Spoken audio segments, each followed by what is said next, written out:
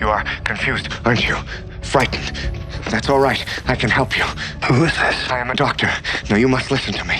You have lost your memory. There was an experiment. Something went wrong. Your memory was erased. Do you understand me? No, I don't understand. What the hell is going on here? Just listen. There are people coming for you, even as we speak. You must not let them find you. You must leave now. Hello?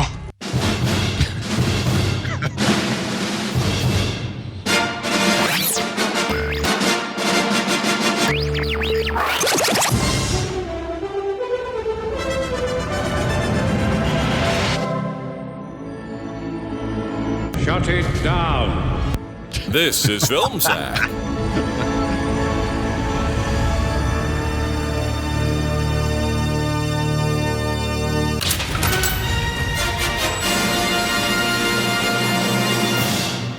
Oh, sure.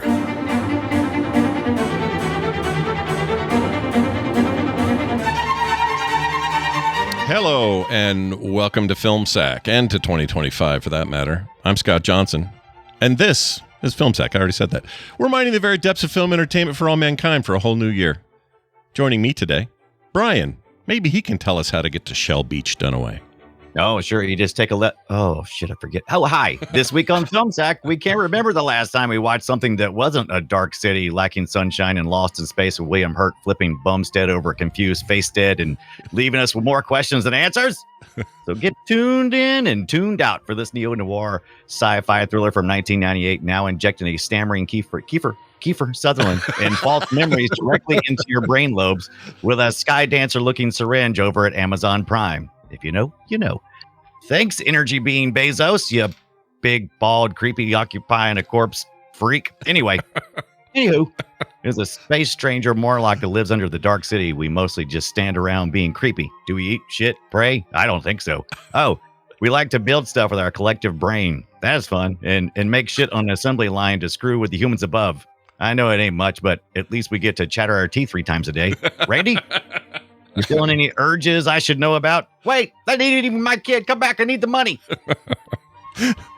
Very nice. Chattering our teeth 3 times a day. It's good for you. Mm-hmm. Do it. It's good. Dennis recommends it. That's right. Also with us, Randy. Careful where you stand. You might get your ass cheek caught in a building structural morph Jordan. Aloha, Scott, Brian, and yes, it is very dark in the city. That's okay, because we're cops. And we don't remember it any different, do we? What even is a memory? I mean, we've got new Mandela effects cropping up every night in this town. You should see the craziness in people's TikTok FYPs. The food reviewers just go to totally normal restaurants where food is put in little window doors, and then they forget that you have to push button before you can get the food. Push the button first, Keith Lee. Anyhow, I got it. Let's try it and rate it 1 through 10. And then we'll all go to sleep at midnight. So if you want to figure out what's going on before then, you follow my 3 rules. Number 1, just before midnight, make sure you aren't leaning over a cozy fire or operating a wood chipper. Yikes. Mm-hmm. Number 2, if you sit down to dinner in your tiny flat and fall asleep and wake up and now you're living in a freaking mansion, maybe just roll with it. You deserve that, my friend. Number 3, how do we not yet know who are causing all of these problems? Maybe it's the gang of Nosferatus with huge cracks in their skulls that they cover up with evildoer hats. You know the hats. Evildoer hats. And they talk like Grimo Wormtongue casting a spell every time they open their mouths. I'm just saying, start with the Nosferatus. Duh. Nice. Well done. Also with us, and finally, Brian, there ain't no hurt like a William Hurt Ibbot. It's so true. All right, so last week I did the big end of year thing, and oh my gosh, what's going on with my voice there? Yeah, that was weird. That was really fun. Yeah, you bet. Was that okay? So you guys heard that too? Yeah. That's really weird. Yeah. All right. Anyway, I didn't do it. I swear. and used a song called 88 Lines About 44 Women by a group called The Nails. Came out in 1981, and I think if you're under 45, you had no idea what that song was. So go back and look it up. It's a great song, great new wave song from the 80s. So this one's for the youngsters. This is a song that's currently on the charts. So I can butcher songs both new and old, folks. Here we go with a little Chapel Roan. Oh. One short and sweet since last week was 5.5 minutes. Oh yeah, nice. It was very long, but it was very good. And this is a great wrap up. Yeah, great opportunity though to mention something. So if you go to frogpants.shop right now, you will find here, I'll pull it up so I don't read it wrong. You will find something that is there and new, and you'll go, wait, what? This exists? And the answer is yes. It is called the Ibbot Sessions. All the 2024 Film Sack intro songs covered and written by Brian Ibbott, Volume 1, which means next year you might get yourself a Volume 2. I'll put this in the... Maybe. We'll see. We'll see how Volume 1 does. Yeah, we'll see how it does. But for the low price of $9.99, it says it's on sale from $12. I think that's just fake. Marked down in its very first minutes of being available. Exactly. You can get this album, all 42 tracks. No, 40. I'm sorry, 40. What is 45 tracks, right? 44 tracks because it was 44. Oh, I take it back. 45 tracks because I did 2 versions of Boys in the Hood. Oh, okay. One the rap and one the Dynamite hack version.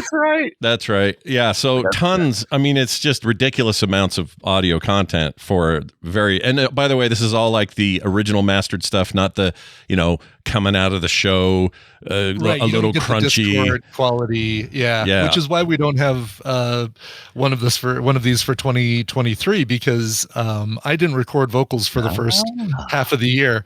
I did them live. Yeah. Dumbass.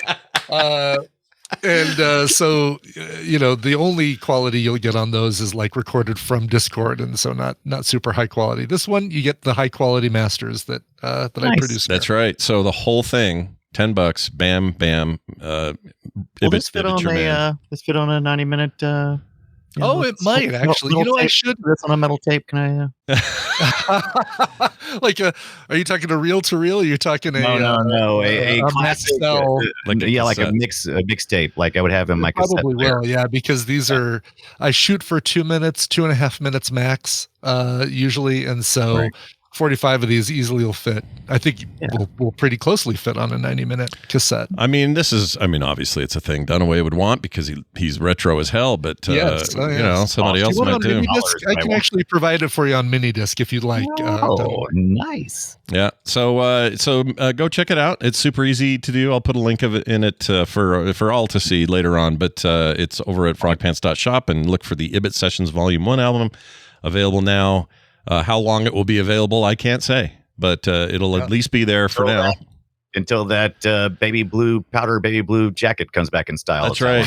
Until it doesn't fit anymore. Oh, wait, already doesn't. That was a rental, by the way. I wish I would have bought it. Oh, I was going to say, I thought you still had it. Okay. I didn't know that. I rented it, and I should actually go back to the store where I rented it and just say, when you're ready to take that out of service, let me know and I'll buy it. Yeah. Just rent to own it. Just keep renting it until you rent to own. Yeah. Like the first $3,500 suit ever is basically what that would be. Yeah. So go check it out. Available now. Frogpants.shop. Yes, Randy, go ahead. I just want to say one more thing. I really, really like it when you cover a newer song. Pink Pony Club isn't like the newest song. All right, it came out like years ago, but I want to hear you cover Phoebe Bridgers. So let's go. Oh, Phoebe Bridgers. I'll put her on the list. I still have to get to Taylor Swift and Rita Ora.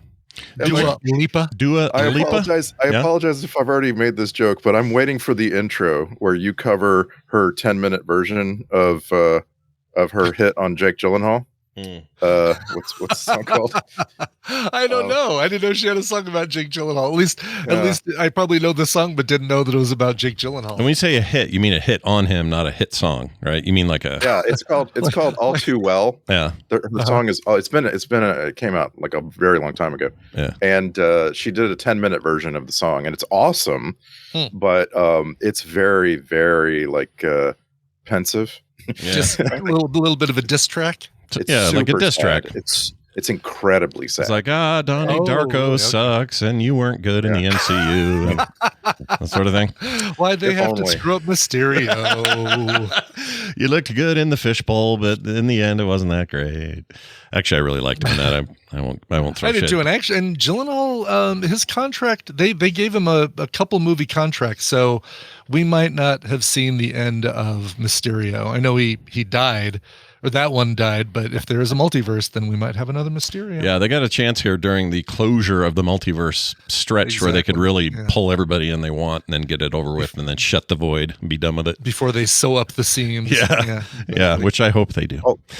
All through 2024, there was this fun meme where people would go somewhere and then say to their camera, "I wonder if she's going to play Hot to Go." And so, like, now I'm just going to do that at the beginning of every episode of Film Sack. I think I just wonder if Brandon's going to do Hot to Go. I think you're going to have a Sabrina Carpenter espresso in you. That's happening, right? Yeah, I'll have to look ahead at the next bunch of a bunch of movies to see if there's an espresso that song. If you were to ask me what was the song of 2024, I would say Espresso, and that's because I went to high school football games. And I counted the number of times that we heard a high school band play that song. Oh, yeah. Or play any song. And that was the song. It's surprisingly well suited for a high school band conversion. It's weird. Yeah. But also, I want to hear you do it all breathy like she does it. It's like, we'll see. It's a big ask. All right. Well, we'll see how it goes. In the meantime, we need to form this city in our own image and listen to Fake Fletcher explain what he knows. There's some weirdness in this one, guys. I'm sorry. I apologize ahead of time, but of course there is. But maybe that's good because this is a weird movie. So I don't know. Maybe it fits. Here you go. Fake Fletcher, take it away. And this week on Film Sack, a man struggles with memories of his past, which include a wife he cannot remember, and a nightmarish world no one else ever seems to wake up from. Skirp, turb, mash, pulp, late. What? What was that last bit? I don't know. I don't know what he said there. Scarp, turb, mash, pulp, late. Scarp, terp, late. Scarp, late. Scarco? I don't know, dude. I honestly don't know. I really don't know where he's going. I don't know where he's been. Did you type teeth chattering noises and that's what he came up with without teeth? No. In fact, it ends where the English ends, and then for some reason he goes on, kind of like that time he just went at the end for no reason. So I don't know. That whole development, his discovery and an increasing adaptation of the mid-Atlantic accent. Yep. Yes, well, you're gonna go here as a Muncie girl. I know. I kind of hope that continues, but I guess we'll see. You never know week to week. But that is the movie Dark City, directed by Alex Proyas. I believe this would be our second because we haven't done iRobot yet. I don't think, but we have done. Did we? The Crow. We did the Crow. We did the Crow, but we haven't done an iRobot. I don't believe. Correct. We have not done iRobot. No. We need to. That's a dumb thing to not have. Am I having a dream? Okay. I know, right? Phil's dreaming. Yes, you are. Are you? Generally speaking, yes. The answer is yes. You are. You're always in my dreams. Is this real life? So Alex Proyas, interesting character because this dude made some movies that made everybody's head turn and go, "Ooh, this is a hot new dude on the block," and everybody talked about him, all this stuff and everything. And then it just felt like he kind of petered out, went away, and then came back and did Gods and Kings in 2016. And that tanked like hard critically and box office wise. And then kind of nothing out of Alex Proyas, just sort of like this is definitely a person that we should have mentioned in our discussion of auteurs and what makes an auteur, and of course it's a notable style. Yeah. Right? Oh yeah. Like, boy, is he just he's just dripping with style. He's another one of our directors coming from ads and music videos, right? Music videos, big time. Guys. Yeah, early on stuff he's known for. And this was, very 90s, very, very, very much in that, just barely pre-Matrix. A year before Matrix, right there. Had that vibe, everybody's wearing long coats and doing weird alternate reality shit. Black trench coats. Came from the same studio, right? Same Matrix sets. I think that's what I remember seeing in trivia. Yeah, they basically used some of the same sets for Dark City that they did for the Matrix. Yeah. So that makes sense to me. Totally, yeah. Yeah, and the vibe is definitely there. So I should, I guess, maybe set this up a little bit. this is a movie that when I saw it in 98 in theaters and then later on VHS, and I think I had it on DVD, but then later they did this director's cut in like 08 or something. And that one I immediately glommed onto because I was like, oh yeah, this is so much better. You get rid of the stupid narration and, you know, all these changes are the right changes or whatever. So I have long held that this is one of the coolest movies ever made. Now, it's been a while since I've seen it. And I'm not going to say, I think the further we get from it, the more I realize it's very much a thing of 1998. Yeah, and I don't know how to better say that. Like well, for me, this is my very first time seeing it, and I actually had to watch it 1.5 times. I got halfway through the film and realized I wasn't paying any attention at all to the movie, and so I was like, okay, I'm going to stop here and just maybe mind wandering while you were watching it. You mean like it wasn't the movie wasn't holding my attention for some reason, and a lot of that had to do with the fact that like the year before this, Gattaca came out, and I'd watched Gattaca multiple times because I thought it was so groundbreaking. And I was thinking about other things. I was just like, this movie was happening in front of me, and I was just thinking about, I was thinking about Uma Thurman, basically. I basically do. I do that sometimes. I have to start over, or my brain will wander to something else. It didn't happen here, but I've had that happen with film sack movies before, for sure. So I let a couple hours go by. I got my wife together, and I'm like, "Hey, well, I want you to watch a movie with me from the beginning." And she wasn't sure if she'd seen it. She decided that she had, and so she became a nice little sounding board because she had seen it, although she didn't really remember much of it. But anyway, my point is, I don't think you can judge this movie based on like your worst mood or what have you. This movie has a lot. It's very dense. And it demands that you kind of go with it, And so, like, if you're not in the right headspace, it's gonna just leave you behind. I can confirm this. This is my first viewing. Oh wow!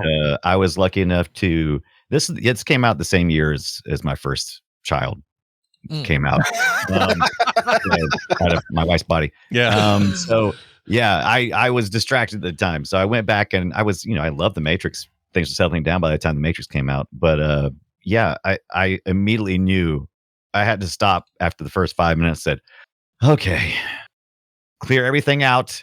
This is a movie that requires 100% focus and attention, not necessarily because of story points or plot, but just because visually if you get out of the groove of the visual storytelling, you're going to be lost. And I'm like, yes. All right. So I enjoyed it. A good way of describing it. I'm pretty close to the Scott situation. Saw it in theaters when it came out, liked it enough to pick up the DVD, but this was and really enjoyed the movie back then. But this was my first viewing of the director's cut. I'd never seen this version of the film, and I think I'd actually say it's a far better movie with the director's cut, without a doubt. The narration at the beginning is unnecessary. It's kind of cool to see these things get unfolded and revealed to you through the film, as opposed to right at the very beginning with a breathy Kiefer Sutherland. His acting throughout the entire movie, by the way. That was a choice. It's a weird choice that you have to accept as a viewer. And it's distracting, unfortunately, I think. Oh, distracting. I like the trivia where it says when he first got the treatment, that when they first sent it to him to kind of read, he's like, oh, this must be for my dad. I don't understand. Really? Yeah. Oh my gosh. No, that's funny. I didn't know that. He gets in there and he does this weird thing where he talks like this occasionally, but not always. Not every time. I almost contacted you guys before this podcast and said, "Hey, let's not any of us do Kiefer Sutherland's intro because it'll take an hour." Yeah, it'll eat up a bunch of time. But continue your thought. I really like this movie, and I still really like it. I don't know if visually it because it's such a weird amalgamation of modern sci-fi and 1920s noir I feel like it kind of has a time, and it still looks as 90s as hell, but a lot of that is saved by the fact that it's also 90s trying to look 50s. And I think story-wise, if you put the overall story in brackets and you don't say, oh, what's this other stuff around here on the outside? Oh, they're in space, and where did the strangers come from and why are they doing this? You ignore all that stuff and you just look at the meat and keep that in the focus and don't extend beyond keep the meat in the focus. Then I think it's a really, really good story, and a really, God, this has so much potential if somebody were to redo it today with modern CGI and something that looks believable visually. It's a story that could hold up, and they need to figure out some way to explain who the strangers are, where they come from, why they're doing this. No. And no, you like the mystery, or you? I think this has don't want anybody to retouch this film. I think the most satisfying part of the story in this film is the not knowing, because it's not going to add to it at all by knowing. Okay. I was able to, by the end, I was like, yeah, this is life, man. Okay, so I'm just floating through space on an alien energy being made platform, and you know what, I'm gonna make the best of it. And I dug that ending. It's like, you don't need to know. He doesn't need to know anything else. This is existence. This is life. Okay, and I'm gonna make the best of it. It's the best, you know what? It's the one thing about human nature. We are able to adapt, most of us. Now, a lot of people, if this happened to them, it breaks them. But for everybody else, most of the people would just go like, all right, so I guess this is life. I mean, I'll meet you guys in the middle, and I'll say I think that Brian is 100%. I couldn't believe I was saying this, because part of me thinks it's like the purity of the Proyas vision and all that. But I also, after this viewing, went in the right hands with the right ideas and the right, just current tech, making some of this stuff invisible and less goofy. Yeah, you could really make an amazing remake of this movie, and I think actually I wouldn't mind seeing that. He's very precious about it and probably won't let that happen, but I really agree with that wholeheartedly. I'm torn on the idea of knowing more about the aliens. Even calling them that feels weird, because they're presented in such a way where it's like, yeah, they're aliens, but they're... You want to give me a TV series about it? That's fine, but don't make another movie and explain it. F that. Yeah, we've seen so many characters that look like this that are demons. I mean, it's a very Hellraiser kind of look to these guys. Yeah, you all right, Dunaway? You okay? What happened? Cenobites. Oh, Xenobites. Sorry, we missed that part. All right, so I'm sorry. Right. Sorry, Cenobites. I'm just, when you say if you want to make a TV series out of it, there is a TV series, right? No, yeah, there is. Dark City TV series. Last year started. What? Yeah. I'm sorry. Is this on Tubi or where is this? Or something? Dark City series. This is real? It's The Cleaner? Is this it? Yes. Oh, I didn't know about this. How is I this? didn't know about this either. Completely missed this. Can we stop recording now and go watch this and then come back and all right, I recognize no one, and I don't know where this is being shown, but it's reviewed okay. Like AT&T or something. Remember they had their streaming service for half a minute? Probably something like that. Yeah, probably. I saw it. I didn't read much about it. So hold on. So Dark City, this says it's based on a best-selling book series by Paul Cleave. I don't think this is the same Dark City. I think it looks like the poster for it sure looks. What's Paul Cleave? I mean, it's got a city. Because the original movie was written by Goyer and Proyas, and it wasn't a book. It's not. No, I don't think it is. This is by day, Joe is a cleaner at the police station where nobody notices, and by night he has another one, a serial killer. This is the story about the guy that was in the alley that was sweeping up. Yeah. Okay. It's like, definitely that guy. That said, 3 years ago, somebody said on Reddit that there is somebody said Dark City television series in development, according to films director Alice Proyas. Okay, so maybe something's coming. Yeah. Something's in development. I would watch that. I'd be into it. I would watch that too. Yeah. Yeah, and that'd be a great way to redo all this. Like, I'm a fan of that idea. Is take your core movie idea and let's expand it and do something new and tell me a deeper story. And you can get more into origins and where these alien demon people are from and why they call each other Mr. Book and Mr. Hand and Mr. Whatever. Like that would be interesting to see. But as it stands, it's like, I don't know. I feel like I'm right where Ibit is on this. It's like, I still really like it. I still think it's a really cool film, and I'm really glad I got this digital 4K remaster freaking extended edition version of the thing. I'm glad all this is true, but I can no longer just see it in the purity that I once saw it. Right. Like there's a moment where William Hurt gets blown out of the airlock, basically. Yeah. And in my memory is that is a very powerful moment of realization. And even though it means his death, it meant pure You think knowledge. he was lost in space? I think he might be. I think he might be after that. But I remember this. I want to say, if I'd had popcorn in that little sequence, I would have thrown it at the screen. Yeah. That was Really?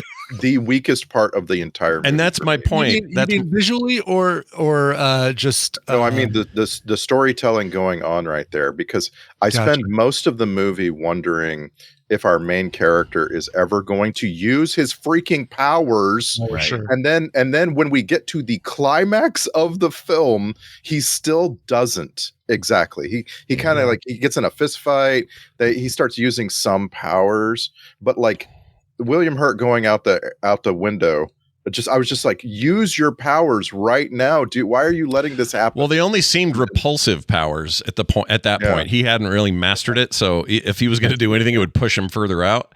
That's true. That's before Kiefer. I'm in your mind, Michael. I'm teaching you how to Injected myself into your mind. Like it? Those look like maggots.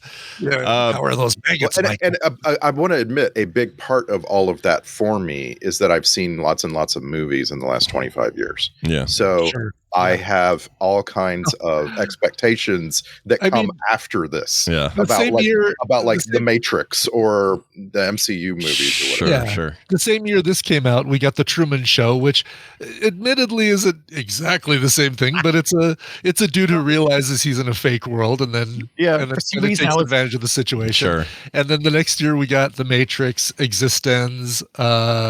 What's the one with the 13th Floor? Have you guys seen the theory about the Extends, this movie, and The Matrix being all part of a trilogy? Same No, universe? I'm Oh, sure really? somebody says that because that seems like an easy thing to say, Yeah. but it's not real though, right? These directors didn't know. It was so obviously this idea was on our minds at this time, because we had three fairly, almost tentpole movies of this same concept that was being pushed. I just want to quibble with tentpole. I feel like this movie flopped. It didn't find an audience because that's just my memory of that at that time. It did flop. It flopped horribly. Yeah. It did not do well, although it has taken on like such astounding cult status. Yeah. Like people love it. And I part of what I liked about it was that aspect of it. I will admit that in the 90s I fashioned myself quite the hipster, and I thought, well, this is only cool because I'm the one who hardly anyone's seen it, so it's only. And the minute it would go mainstream, I would be annoyed. Right? That was the kind of brain I was carrying around in my head. This is our generation's Rocky Horror Picture Show, and even as a guy from the Rocky Horror Picture Show, who wrote the Rocky Horror Picture Show. That guy's arguably the best cast thing in this whole thing. Yeah, Richard O'Brien for sure. He's great in it. It blows my mind that this is the same year that I watched Gattaca for the first time on DVD, and my friend who rented it, like it was one of the first DVDs I'd ever gotten in my hands on. My friend who rented it only had a DVD player in the house in the PC, so we sat around a 17-inch monitor with those terrible little speakers, and we watched Gattaca. Wow. And like I had to force myself to go back and watch it again like 5 years later with good setup. Yeah. And find out, that was a really great movie, because my first experience was funny. really, wow. So I can't help wondering if for some people a movie like this didn't hit just because they didn't see it in the theater. Oh, I think so. Yeah. And I think having it come out later and have all of this critical acclaim certainly helped it. And it got Proyas the iRobot job for sure, in terms of, big studio money and stuff. So I guess what I respect, even though some of the stuff like the morphing tech to make stuff look like a rail suddenly appears out of nowhere. It's like, it all looks like shit now. But back then it looked fine. And I guess what I respect the most is this is a very visionary kind of movie that just doesn't get made. People don't make this shit. If it gets made, it's almost a fluke. You knew somebody with the money. Somehow you got it through. Studios aren't comfortable with movies like this, which explains why they forced the narration, the taking out Connolly's voice, all that stuff for the, for the OG. I just want to, whoa. People don't make visionary movies anymore. Like, you're the one who always talks about Mad Max Fury Road. Yeah, but that's what I'm saying is they are exceptions. They are the rarity. They're the rare things. And in Fury Road's case, you're talking about a long established director coming back to his famous roots. Like, I don't even think that counts because that visionary, he was going to get that made because he's George Miller. But I'm saying, like, if you're a young director with very little under your belt, you got one movie like The Crow, it did well.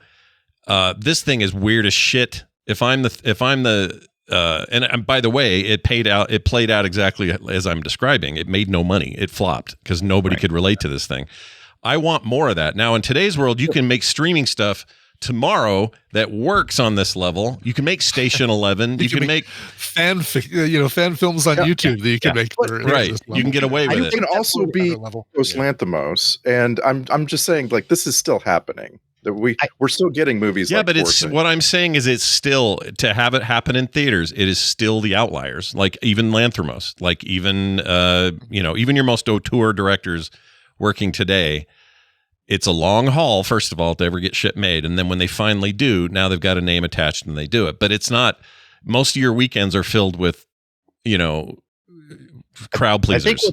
I think part of this is also a reflection of what is now possible inexpensively to create a vision that is used to would be married not with just your vision, but with someone who is truly an individual artist to create a vision of something that would be on screen. Because right now you could have a wild idea and you wouldn't go out and have to problem solve your way to create something. You would just go, into some software application and it would be a lot of work, but you could make it look just as good as any other freaking big budget film. Whereas in the past, you had to do more practical things and you had to find solutions, which created content that seemed a little more unique, maybe. And I think that's what Scott's probably. I'm just saying, even today, you go, okay, let's take all the history out of it. You take this movie script today, you take it to Fox, you take it to Disney, you take it to whoever, take it to executives and try to sell them on it. I don't think this thing gets made. It might get tossed to one of the streaming services, but it ain't gonna be in theaters. I completely disagree because we've seen it over and over. The Daniels took Swiss Army Man to a studio and got it made. They then were able to make Everything Everywhere. Like, it's still happening. This is the exact thing. Yeah, but you're talking about again, it's outliers. Like you're not talking about the bulk of the year's releases. You're talking about a small handful that ever get made. And I'm not saying they don't happen at all, like zero. I'm saying that for every one of those, you'll get 16 MCU-like movies or action rehashes or remakes or sequels or Disney animated sequels. Coming this fall. Because those are all guaranteed money in the eyes of those executives. This is not guaranteed anything. And to them, it's a business. They're not going, oh, yes, let us get a black and white, long-coated, weird hat-wearing bunch of men doing weird shit movie out there before someone else does. Nobody's doing that. Well, that's because there's not a huge audience for it. Ding. And that's it right there. These things have to find their audiences, and sometimes they do, sometimes they don't. We actually agree. That's 100% what I'm saying. The audience is hard to find. So when you're talking about, many millions of dollars, you're hesitant. I would be if I was a Fox exec, and I hate that they do that, but I still would be. Because they have to be. I mean, at the end of the day, you're running a business, and you got to employ those people to do the things. Yeah. To me, it's just as to find those audiences is hard. It takes risks. I love when they do, and that's why I love this movie, because I feel like this thing is a risk from top to bottom. It's not. There was no guarantee it would make money, and literally it didn't. And yet here it is as an all-timer. People think of it Well, as... they just made money yesterday whenever I ordered a brand new copy of the Blu-ray off of Amazon. Did you buy that? Yeah, I was like, watched about 5 minutes, and I was like, shit, I guess I need to buy it. So you also watched the Amazon Prime theatrical cut, Brian? They were complex ways of watching this. Oh, okay.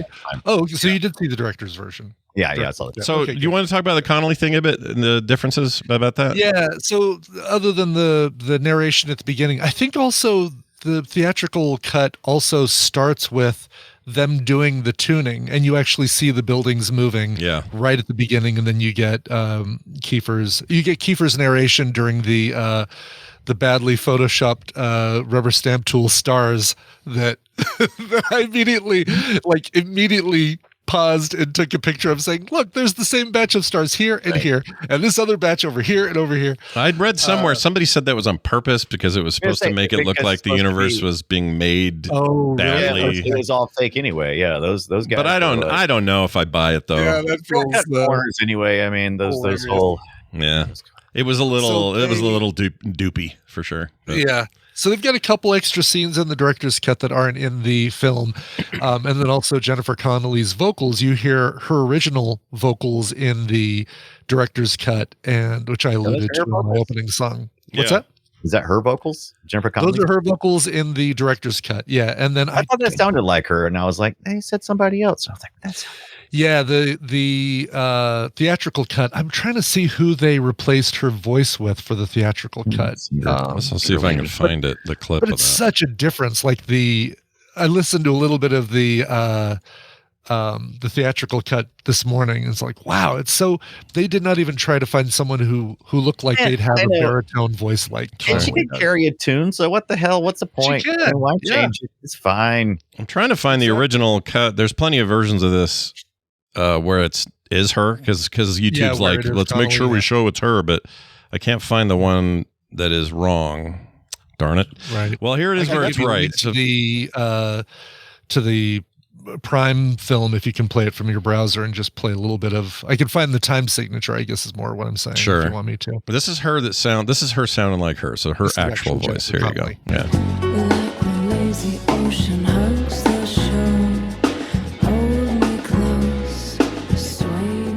Now, I get that the producers were like, she's not good enough of a singer, but my point would be, hold on, my point would be that that's the point, is that these people get transplanted around into new positions, not bodies, but they get new memories, new lives all the time.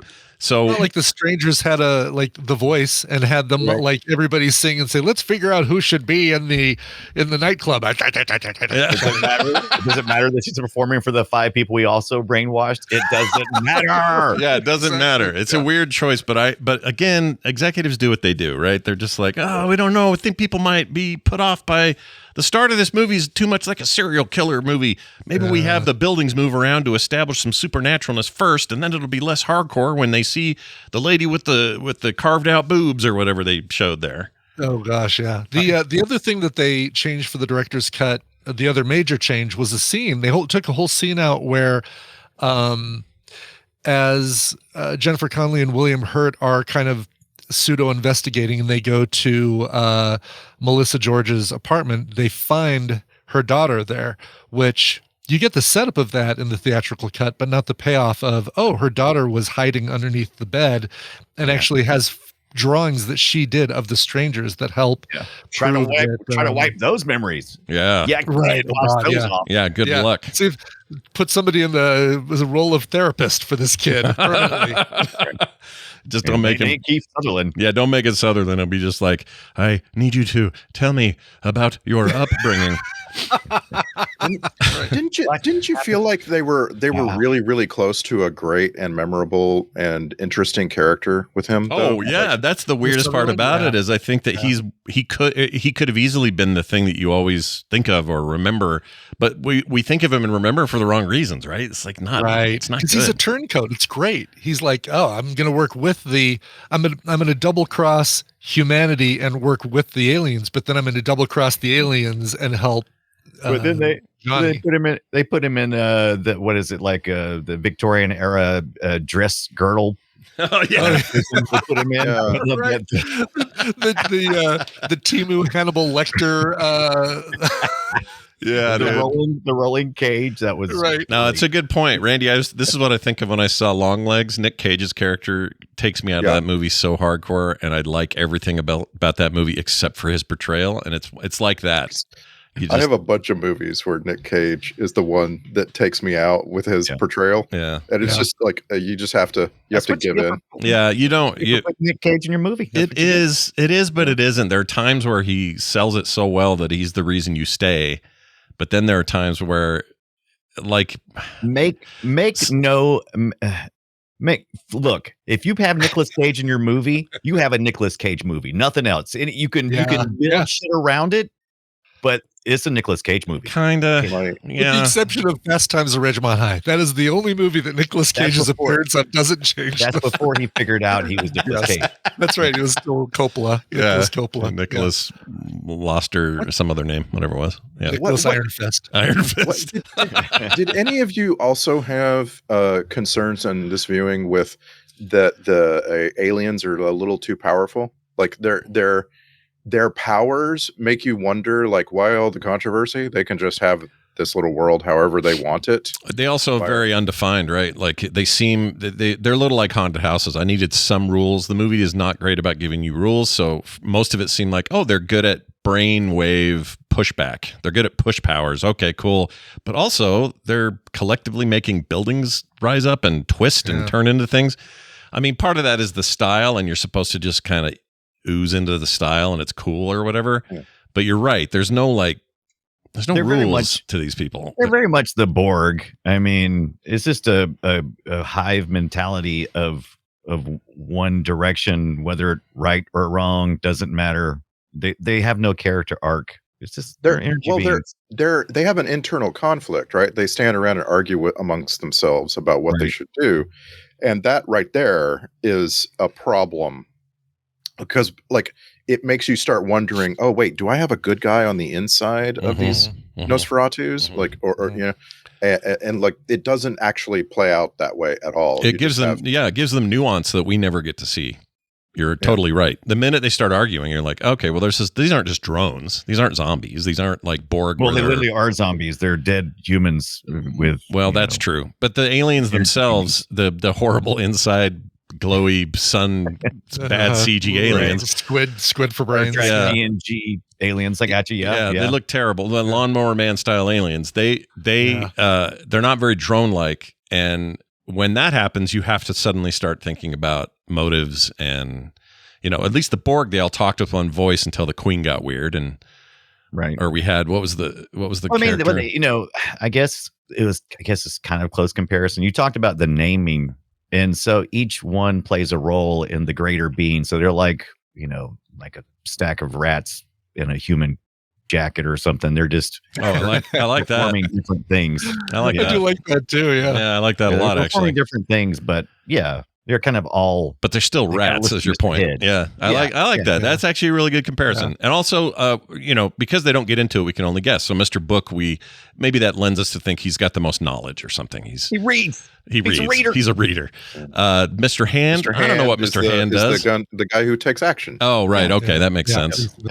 Yep. And they had Mr.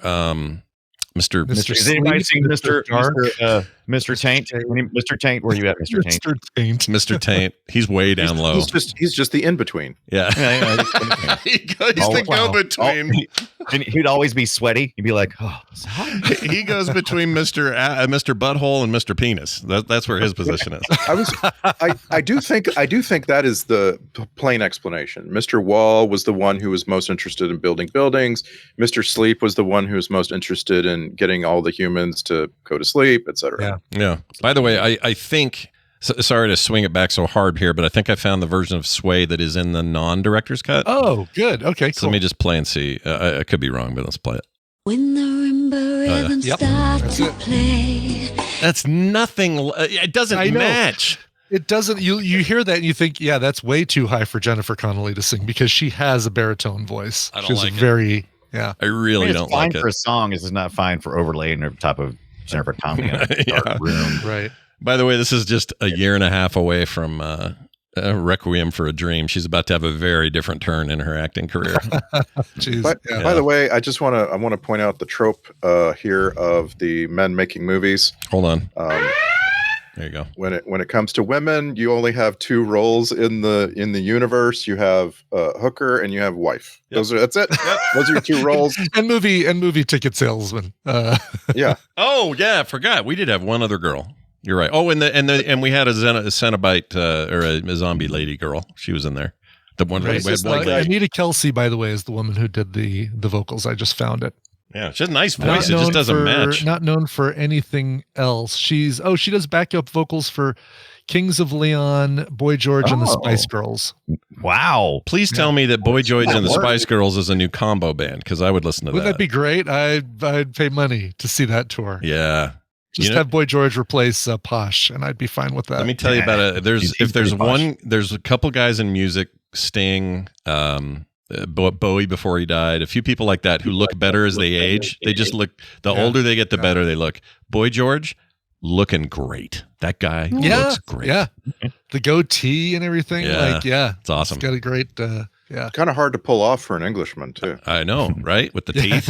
It's true. Yeah. Right, because most of them, like, it's really shocking to me when I see, like, here's a band that I haven't thought about since 1989. Now they're all in their 70s or something. Yeah. I'm like, oh, those guys don't. Oh man, hard living. I know. A lot of bands don't hold up, but yeah. She's her main title on Wikipedia now is not singer, not performer, not musician, but cat behaviorist. Whoa. Nice. What do you do as a cat behaviorist? I don't know, but this is her photo from Wikipedia now. Let me see. Oh my she gosh. mind melds with cats, apparently. Okay. I think it's great that she's a great singer and all, but once again, I just think I don't care about technique when it comes to that kind of stuff. As long as they can carry a tune. Like I'm still mad about George Clooney not being able to sing his little song, his little ditty there. Oh, and Oh Brother Where Art Thou? Yeah, Oh Brother. Yeah. Or Andy McDowell in Tarzan, like having her being replaced in. Oh Brother Where Art Thou is not the one to hang your hat on. Like, that's a borderline musical.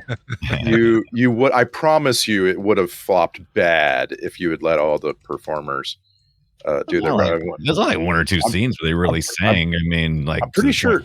Did John Turturro do his own yodeling? I don't even know about Probably. that. I think it was all replaced. Oh, that stuff was all. Yeah. No, I know Turturro and what's his beak? Tim Blake Nelson. Tim Blake Nelson did their own singing for the Constant Sorrow backup, and then the other song that they we're in the jailhouse now. That's him. Yeah. But the Clooney shit was all Clooney later. is, yeah. That's a mighty fine picking and a singing. Love it. Love that. That's a mighty fine. Love that movie. I need to rewatch that movie. Oh, I'm always in the mood. I do not want to sack it. I just want to watch. No, we don't need to sack it, but I'm always in the mood. Wait, did we sack it? Yeah. No, we didn't sack it. I've seen it so many times. I forget who I've seen it for, but it's always a welcome thing to watch. I love that movie so much. What's the matter, Big Dan? Anyway, let's turned you into a toad. I have a couple other things here that they also did. It says here, Alex Proyas got the idea of the buildings changing and growing. Rufus Sewell. What? Oh, hello. Yeah, it's Rufus Sewell. Yeah. Are you looking for how to pronounce Rufus Sewell? Who did that come from? Who was? Well, actually, I clicked on it like 5 minutes ago whenever I was going to say, how you say this guy's name? And then it finally played. Oh, finally connected. He's great, by the way, in The Diplomat, current show right now with the Felicity woman. And it's so good. Felicity woman. The Felicity woman. I'm looking for broad agreement that Rufus Sewell in this movie is the perfect mix of Jude Law and what's his name? Oh my God, Joaquin Phoenix. No, fair call. Yeah. No. He's this 50-50 between those two guys. Yeah. I love him. It's uncanny. Yeah, I love him. Man in the High Castle is half the show without him. He's just forgot about him in that. fan freaking tastic. I just love him and everything. And it's another guy. Older he gets, the cooler he is. Just awesome. This is very early for him. I don't know where I was. And you were in the process of talking about Oh, I know what it was. So the director said he gets the idea about the buildings moving while the crew is moving stuff around the set on the set of The Crow. That's interesting. That is interesting. So he's watching the Crow move shit, and he's like, "Oh, okay, cool." That would be where the CGI would really like sell the movie. I mean, I love how they do it in the film, and the some guy getting crushed and splattering all over was a good way of building suspense. Building suspense. I like that. But I wrote that down, so I wrote that down. I was gonna figure out a way to use it one way or another. But that look of those things like growing, like getting taller and rising, and actually even being a platformer game for Rufus to jump from building to building, I think is such a cool visual. I agree. This thing has it's almost like diners, drive-ins, and dives levels of editing. Oh yeah. The average seconds or shot length seconds, which they call ASL, is 1.8 seconds. That means there is a cut almost every 2 seconds in this movie on average. Come from music videos and commercials. That's what you get. Yep. Well, I think also what brings that average down are all the flashbacks that he has, which are bam, bam, bam, bam, bam. That's going to bring down the average. Oh, good time. point. Yeah, good point. There's lots of short little shots like that. There are, yeah. So after I read that, I was watching and looking for how short the cuts were, and the cuts throughout the rest of the film aren't what I would call short. But then when you get those flashbacks, and they're super quick. I'll tell you what's weird. I was telling Brian this already, but I just saw Requiem for a Dream, like maybe, I don't know, 5 days ago or something. Yes, I do like to punish myself with that movie occasionally. I like to watch it. I was in a good mood, so I decided to watch Requiem for a Dream. Yeah. Wow. Just got to get my depressing, drug-addicted, drug-addled movie out of the way. But yeah. I watched it again, and there is a crazy comparison here to make that I wouldn't have ever noticed had I not just seen it. There's these parts of that movie where Jared Leto's character is kind of in a drug haze, but he'll turn around and his vision will be the length of a what do you call that? Where boats dock, like a dock. That's the word I'm looking for. Yes. Isn't there a boat dock called dock something? Anyway, and at the end of it is Jennifer Connelly looking out into the ocean, and that scene is almost exactly the same scene as when Zippy does it in this movie when he goes to see her on the dock staring out into the ocean, and it just, I don't know, it just hit me. It's like, whoa. Wow. And I just want to say, I really thought the Shell Beach motif was an awesome part of the movie. Like the part that really got me my imagination flowing. Yeah, was this idea that these builders were building in the island. That thing. Yeah. It's you could hit the trope alert, but it's not. It's really not just a trope. It's very, very central to this whole movie that some of these characters are being given something to hope for, and it's Shell Beach in particular. Yeah, I agree. It's a great motif. It's also relatable. Everybody wants to be on the beach, being an innocent kid, drawing in your pad all day and all that. It did throw me, though, that in the dreams, like it worked to say that Kiefer's invading your memories, and he's saying things that are not in the memories, but he's part of it. He's the mailman, or he's the dad for a minute or something. But then they change his voice completely for like 2 of those lines. So instead of him going, "Yes, I am invading your dreams," he just like, "I'm invading your dreams there, John." It's like he's just talking normal. That threw me. Couldn't deal with it. I mean, I guess, it's, you can do whatever you want with your voice if you're inserting it into somebody's memories, I guess. Right. I mean, that's the conceit. That's how he hears himself. What are you talking about? I sound fine. Yeah. Right. It's what I think I sound right. Do people with really prominent vocal tics hear themselves the same as everyone else hears them? Oh, good question. I don't know. Yeah, I mean, I don't want to hear my own self. Right now I'm talking, and if I was to hear myself, I'd be like, nope, that's weird. That's weird. I don't like to hear myself talk. No, I'm trying to think. I don't really have any tics, but I occasionally will go. Oh, that you know of. That I know of, yeah. Exactly. On the outside, we're going. Yeah, exactly. That's the whole point, is maybe they hear it and I don't. So my wife says that I do this thing when I eat sometimes where I'll, like especially fruit. I want to say, You go. No, not like that.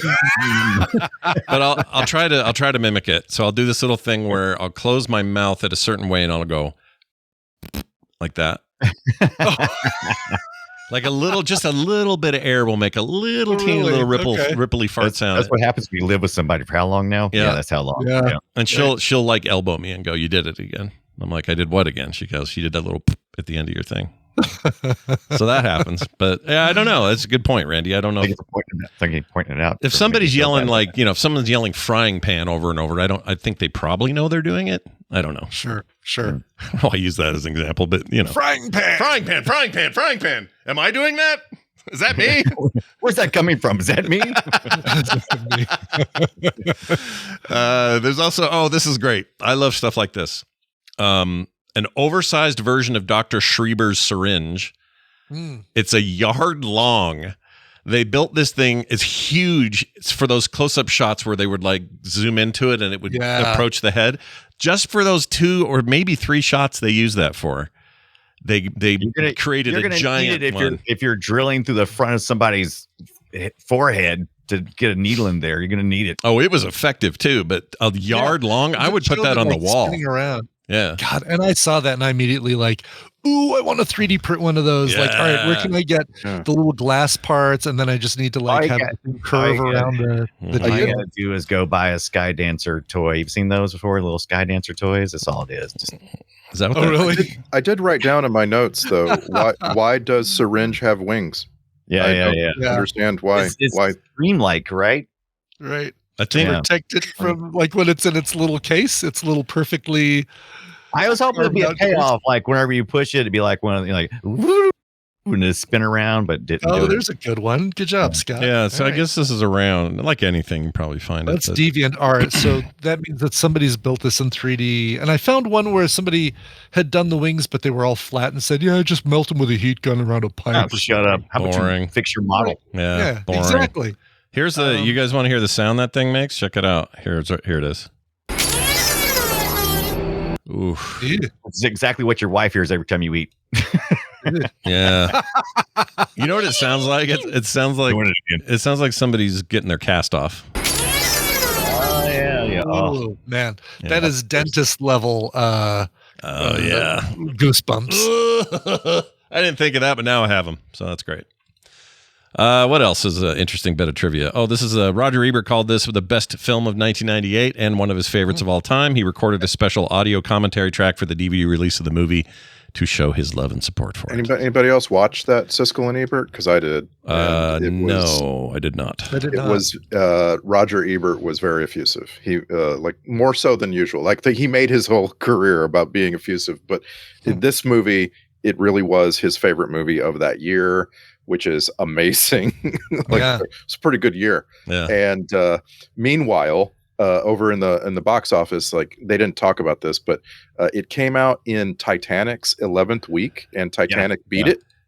Yeah, I'm shocked. In the wake of the Titanic. Yeah, it's hard to beat the Titanic at the time. That was a beast. Little hard. Yeah, exactly. I do. It's funny. I don't know if I've ever.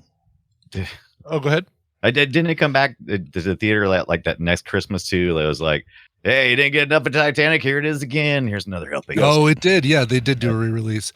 I need to go look at my DVD. If I have the one with that's got the Roger Ebert commentary, I gotta listen to that and just hear what it sounds like. I'll bet you do. I think all the DVDs got it. I think. Yeah. I can't speak for the Blu-ray. I don't know if they kept it in there, but so I made a little list. Just listening to Roger Ebert after watching this movie. He put Dark City at number 1. Number 2 was Pleasantville. Number 3 was Saving Private Ryan. He thought Dark City was better than Saving Private Ryan. I'm going to agree. Yeah. You think so? You like it better than Saving Private Ryan? I mean, to me, Saving Private Ryan was, I recognize how good Saving Private Ryan was, but I also recognize that I'm bored as shit when I watch it. Well, look at it this way. Those movies are 2 different planets. Like they couldn't be more different than each other. So I don't even feel like it's a fair. One's a space planet. Yeah. I understand the tendency to say, let's go with the weird thing as my favorite because it's doing something new and different. Whereas Saving Private Ryan was an expected, somewhat safe follow-up for Spielberg, who had done amazing work that decade and was a follow-on to, Schindler's List and other bangers. And, I could see why he would, land that way. It's hard to, obviously these are all opinions, so none of it's hard and fast. Opinions. Yeah. You know how those go. Opinions. By the way, Pleasantville has been on our list forever. It's never going to be streaming for free. If we're ever going to sack Pleasantville, we're just going to have to pay for it. It's never. Wow. What's the deal with that? What do you think that is with that movie? I don't know, because there's nothing special. Like there's no like legendary licensing issues or I don't know what it could be. The movie's like 26 years old now. It was directed by Gary Ross. That's not notable for keeping things off streaming. I don't know. To music or licensing or something like that, maybe. Or maybe Tobey Maguire just doesn't want it out there. I don't know. Right. But I mean, another Gary Ross, Tobey Maguire movie is Seabiscuit, and that's streaming all the time. Oh, that's true. I like Seabiscuit. Don't know why you don't like Seabiscuit. Not a fan. Whatever. You don't like a horse. You don't like a horse who wins. How do you not? What's not to like about Seabiscuit? I like horses. Really? Like you know what? Okay, it's a subgenre kind of movie about horses or whatever. Like you don't like Black Beauty. Probably don't like War Horse. You probably don't I think we've talked about his dislike of. Do you not remember my horse aversion? No, I don't. I remember this because it's like you don't trust them or something. It's like horses are dicks. What's great about horse movies, though, is that the horses don't actually have to do any acting. The people do all the acting. Yeah.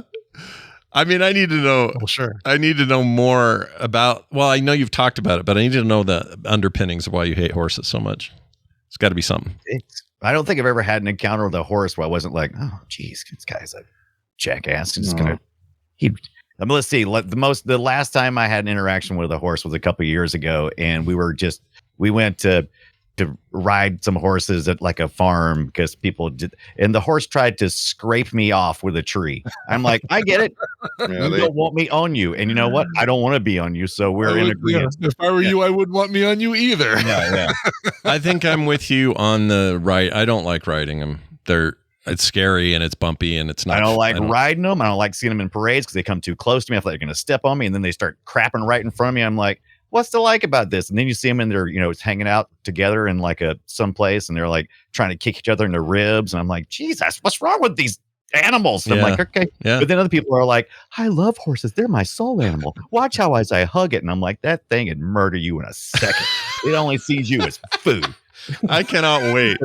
I'm so excited about the feedback we're going to get about this. Yeah. Because people are going to weigh in on your horse. Beautiful animals are majestic.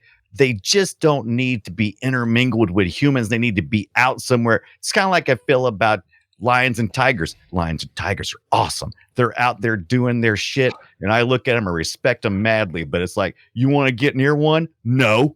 Why not? We are going to sack a little Robert Redford movie called The Horse Whisperer. I promise I'm going to make that happen. Yeah. That's how I talk to horses. Besides, that's got your very young Black Widow in there. She's in there. Yeah, Scarlet. Yeah. Wow. I've never seen it. I'd like to see The Horse Whisperer. Humans first. I think that's my problem. Speaking of Scarlett Johansson, and while we're talking on Film Sack, I just want to get everybody's take on Fly Me to the Moon. And if you haven't seen it yet, watch it, and then I want to hear your thoughts on Fly Me to the Moon. I don't think it was on our list now to see this. Wait, tell me what is it new? Apple TV, Scarlett Johansson, and Channing Tatum. Free weekend, might as well watch it now. Free weekend. Oh, that's true. Yeah. Mm-hmm. Can I make a non-recommendation real quick? Yeah. Because you just reminded me of it because of Channing Tatum you mentioned. I saw that Zoe Kravitz directed, I forgot the name. The island thing where they go to the island with the rich guy. Yeah. What's it called? Yes, Shit.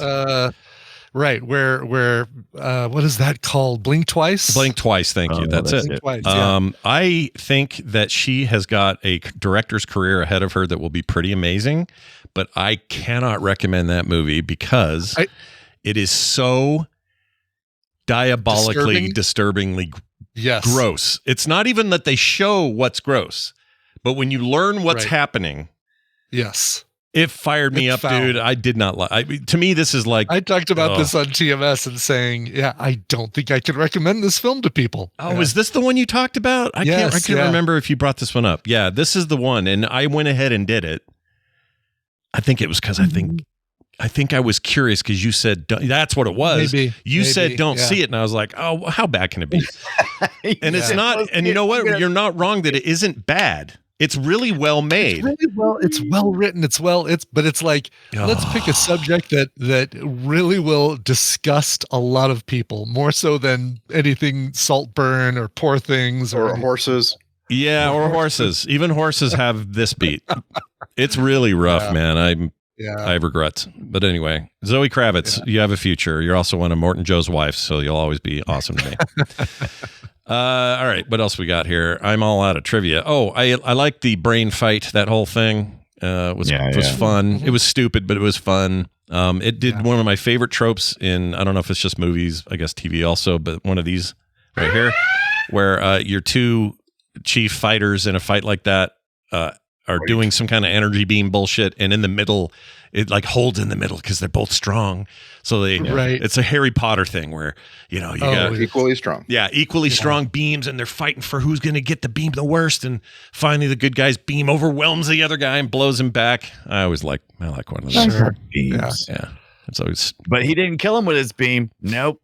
Had to pull a knife. You bring a knife to a beam fight, right? Throw the knife and then just volleyball it back and forth. Yeah, that was all very weird. The need for knives for the guys who have amazing magical brain power, that's stupid. You don't need knives. I wonder how many of them had it, because I think you had your Mr. Sleep could put people to sleep, and there were a couple of them. The main dude, Mr.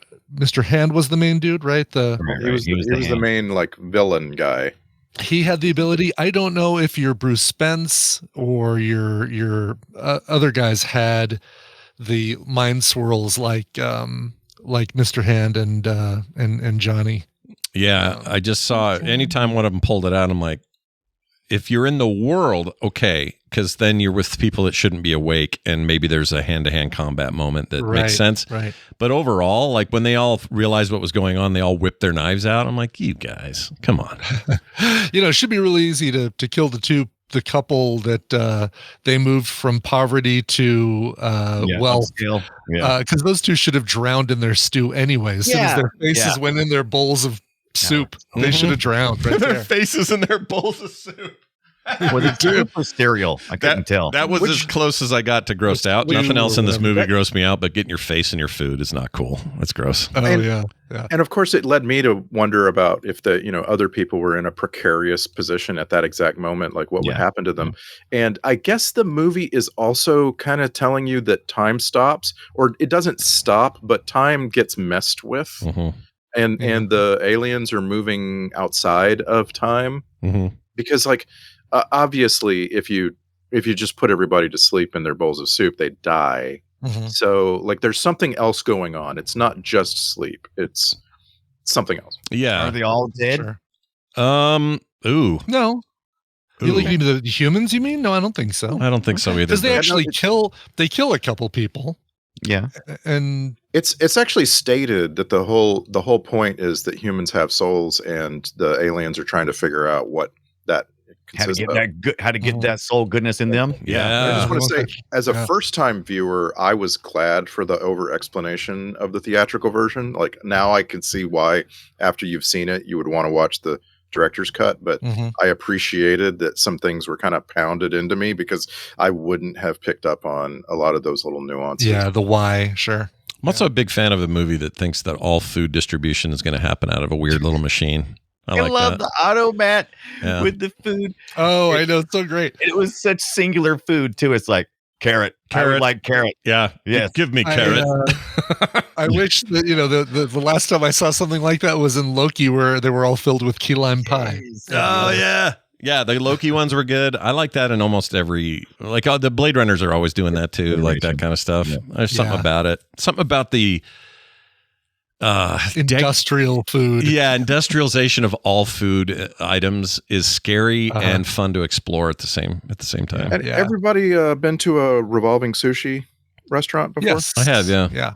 I like those a It's lot. like revolving. You mean like conveyor belt sushi and that sort of thing? Yeah. Mhm. I do not understand why there isn't more of that in the real world, and why there isn't other items. Like, imagine if all you could eat barbecue was on a conveyor belt. It makes sense to me. Barbecue is a good way, except you don't want stuff to dry out. So I guess you have to do it under cloches and stuff like that. But you couldn't do it like a sandwich place, right? Like a sub place, and have revolving subs. No, especially not Mike's.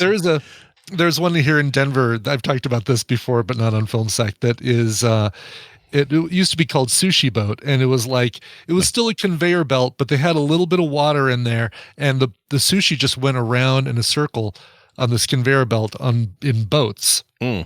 Somebody else bought it, and I guess the previous owners didn't want them keeping the boat concept, so they changed them to little trains. They took out the water, which probably was gross anyway, took out the water and put everything on little trains and called the place Sushi Train.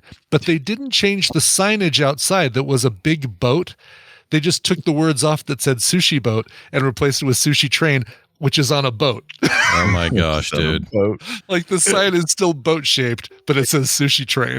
I have a theory that if Dunaway opened that restaurant, it'd be horses walking around with sushi on their backs. No thanks. I'd go there. I'd eat there. No tip for you. It'd be fine. Yeah. Any explanation for why every single window door in the automat said first press button? I mean, why is a good question. Because everybody was doing the opposite. I guess, maybe that was a response to society's inability to just push the button. Well, that's 'cause they forgot everything, and that was one of the things they forgot. It's like every day I was like, shit, we forgot to add that back to the memories. Shit. Yeah. I mean, there is a vibe to this thing that is like, we don't know anything about how people work. It's almost a comedy. Because it's like, well, we can't really figure out what the poor people are doing, so let's put his face in the bowl and turn him into rich people. Now we can tell that didn't really tell us anything. Then nothing tells you anything. Like a little experiment, right? Well, their soul is totally different now that they're rich. And I do have a question. Did they make Kiefer go around to every house and every person gets a shot in the head? Like, this is not very efficient. I was curious about, and there's not really that many people there. There's more than the phone book was pretty big. Yeah, that's the phone true. book was bullshit to make people think that it was bigger than it was, right? Yeah, that's a fair point. I don't know. Just that whole thing makes me go, okay, this is so inefficient. Like, what are you actually going to gain? The idea is to get the soul of a human, or so that we can all be like a human. What does that even mean to them, though? Like, oh, okay, we're more like people now. So what was his name? Mr. Hand can has a bunch of evil memories now. Okay, well that's not what makes you human. I don't know. F those guys. That was the exploration, right? That's not what makes you human. Yeah, F those guys. Right. What makes you human? Yeah, they're in it's a folly. Those guys were going to get nowhere with these stupid ideas. Yeah. So screw them, and good luck with your TV show. Any other thoughts before we cut to clips? Clips. Let's see. What other notes do I have? What does the water represent? I wrote down. Nice. It represented the beach. It represented the beach, and it was something that there was effective use of all the themes in this film. I mean, they even like the spirals. Okay, we saw the rat at the beginning running through the round maze that wasn't leading anywhere. Okay, so just about every theme had a payoff, and that was always my complaint in Minority Report, that there was no payoff for any type of theme other than it was just there. And it's like, well, that's a pretty pervasive theme. Water has so many meanings. You either have a point or you don't, Spielberg. But yeah. Well, I have a theory that this is actually kind of evil in the end, because he will not be able to be the benevolent know-it-all that we are led to believe at the end. I mean, it's nice. He's with the girl again. There's Shell Island. Everybody's happy. But in the future, what you've got now is a bunch of people who will no longer be manipulated, who are going to travel below the surface of the water and find out that it's just a void of space under there. You're going to float out into space.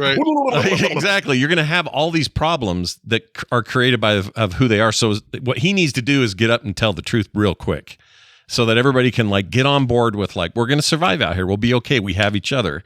But I didn't get that vibe. I got the vibe he's still into just everyone thinking they're in a wonderland, and you know, in some ways he's the villain in the end. If you think about it too hard, he becomes the villain. It's right. It's that power dynamic. I mean, what is your motivation? Yeah. I like all that. Yeah. So then that leads to the most confusing thing in the movie for me, because everything else in the movie, I feel like there's a good explanation, but we never understand why Uncle Carl is, I don't know, working for multiple sides, like why he's doing what he's doing. Why does he lie? I mean, he says he's worried about John. It doesn't sound like he's ratting him out he's intentionally ratting him out to the strangers. Is more like he's like, oh, I was worried about you. I was calling your wife to let her know what was going on. I felt like it was the trope of the family member who's actually working for the outsiders for that purpose only. It didn't actually make a lot of sense to me. Yeah, but he's like anyone else, right? He's being manipulated and turned into. He thinks he's doing something good for his family member. I mean, because of the memories and stuff. So he's being manipulated. I just want to say John Bluthal's performance as Uncle Carl was amazing. Yeah, he's great. That guy's great. I feel like we've seen him before, have we? Here, I know I've seen him, but I don't know if it's a Film Sack reason that I've seen him. He seemed familiar to me. Well, so 2 other movies. We previously saw him in Labyrinth and The Fifth Element. Oh, look at him getting around with Jennifer Connelly in Labyrinth. Yeah. I almost said Jennifer Connelly's husband, but I always, you know, what's weird? I know it's Demi Moore that married Bruce Willis, but I still think of her for some reason. I think of, and they're not even like generationally that close. I don't know why I do that. Just saw her in that. I'm watching that Landman show on, Oh, she's in that. That's cool. Connelly's in that. She's married to John Hamm's character in it. John Hamm pretty much just like, hey, can I be in everything right now? And everyone's like, sure. Well, his agent, really, really good agent. Yeah. She was one of the better things about the Snowpiercer series. Demi Moore's in Snowpiercer? No, Jennifer Connelly. Oh, we've mixed them up again. We've done it again. Yeah, it happens all the time. You said Connelly a second ago married to John. No, that's what I was saying. So it's Demi Moore. Yeah, I mix up Demi Moore and Jennifer Connelly all the time, and then I was like, oh, speaking of which, Demi Moore's in the It's just a complicated. That's why this is hard. I mix those 2 up all the time. I could have sworn you said that Jennifer Connelly was in Landman. No, it's Demi Moore, and she's very good, but I just saw The Substance, so it's a little tricky. It's hard to watch. Have you seen The Substance yet? Anyone besides me? I have not seen Substance yet. Nope, waiting for it to be on a streaming service that I pay for. I've not seen it yet. I was watching Fly Me to the Moon. When you do, can we please meet up again at the water cooler of Film Sack and talk about it? Because, geez Louises, I need to talk to somebody about it. I need to get some things off my chest. Yeah, go ahead. Was anybody worried about that fish? Well, John was worried about the fish. I don't know if it's in a better place being in his gross bathwater. Exactly. I mean, they put him in a cup, and I was like, oh my God, you guys do not know how not to kill a fish. The bathwater was disturbing to me because when we first see it, it's very, very cloudy, so we don't see his frontal nudity. It's very, very, very cloudy. And then the next time we see the bathwater, it's very crystal clear. I don't get it. What happened? I don't know, but I think I put in my notes the only bath where you end up more dirty after. That's so true. Than before. Do you think is the fish our chick in the bucket then? Because we never really get it. No, we get some. Because we see him go home with oh my God, I hated. So we had some really cool names in this movie. We also had some really bad ones, especially in the detective work, like Bumstead. Weird name. All I can think is Ass Steed. And then Walensky, Blondie, right? And then there was Hustlebeck, and I'm like, oh, Hustlebeck is like a butchering of real names. Is there Hustlebeck? Is that a real name? I'm like, Hustlebeck is an interesting. That's a new one for me. Almost like Hasselbeck. Yeah. I feel like I haven't heard it before until this. Underrated name Stromboli. Okay, it's like all right. Underrated performance by Colin Friels is Walensky. It's hard to play a person who's going crazy without overplaying it. Yeah, I agree. He did fine. He's just like, I figured out how to get out. Pardon me, one moment. Yeah, I'm a bug in the windshield of the L train. I also like the dude. I like the dude that was in the hotel worker guy that got moved around. Got moved to the newspaper salesman. Yeah, he was good. Right. Small role, but he was good. I like that guy. He's always talking about barrelheads. That's just what's on his mind. Barrelhead, yeah, on the barrelhead. On the barrelhead. Yeah, and that guy that replaced him, I thought was Ving Rhames for a hot second, but I don't think it was. He's not. No, it looked like him at first. I thought the same thing. He was wearing the same shirt or something, so I guess that hotel's uniform is that Hawaiian print shirt. Yeah. And it's just Kiefer Sutherland and two tall pale men changing everybody's clothes. Like, they don't make any of that clear. Don't think too hard about the logistics of the changeover. I wouldn't recommend doing that. And what was up? What was up with the kids? Why were they so bitey? Why were the kids so? Yeah. Oh yeah, no kidding. Yeah, they were bitey. Why were there kids? I guess those were dead.